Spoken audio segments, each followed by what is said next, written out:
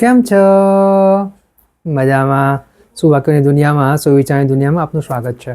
મારા મિત્રો, એવું કહેવાય છે કે વ્યક્તિના જીવનમાં નમ્રતા અને હિંમતનું સંતુલન હોવું ખૂબ જ જરૂરી છે. આવી જ કોઈ વાતને સુવિચાર તરીકે કોઈ અજ્ઞાતે ખૂબ સરસ રીતે લખ્યું છે. આજનો જે સુવિચાર છે તેનો વિષય છે નમ્રતા અને હિંમત. કોઈ અજ્ઞાતે લખ્યું છે કે असफलतामां निष्फलतामां हिम्मत राखवी सहेली छे, परंतु सफलतामां नम्रता राखवी खूब ज अघरी छे। मारा मित्र, बात खूब ज सीधी है, खूब ज सरल है, एटली ज महत्वनी है। अहींया जे बात है ते नम्रतानी है अने हिम्मतनी है। मारा मित्रों, जो आपणे कोई काम में निष्फल जईए तो आपणे जो सकारात्मक अभिगम राखीए तो आपणे ते निष्फलतामांथी शीखीने हिम्मत एकठी करीने आपणे आगळ वधीने फरीथी सफल थई शकीए छीए।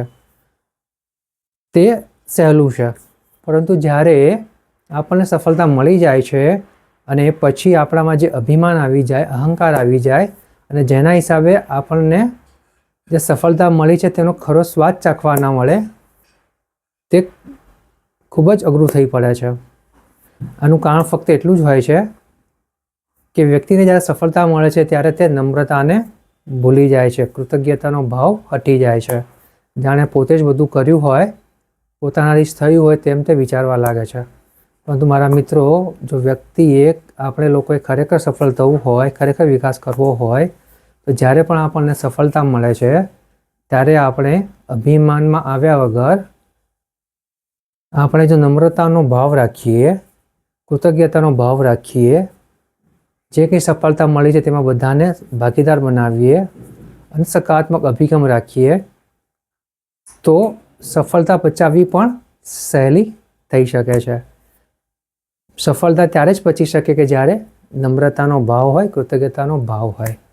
બસ મારા મિત્રો, આ જે સંતુલન છે નમ્રતા અને હિંમતનું, એટલે કે કરેજ અને હ્યુમિલિટીનું, આ સંતુલન બનાવી રાખવું જોઈએ। જો આપણે આટલું સંતુલન બનાવી રાખીશું આપણા જીવનમાં તો ચોક્કસ જ આપણે આપણા લક્ષ્યો જે સારા અને સાચા બનાવ્યા છે ત્યાં સુધી આપણે સારા અને સાચા રસ્તે સંતોષપૂર્વક, ખુશીથી પહોંચી શકીશું।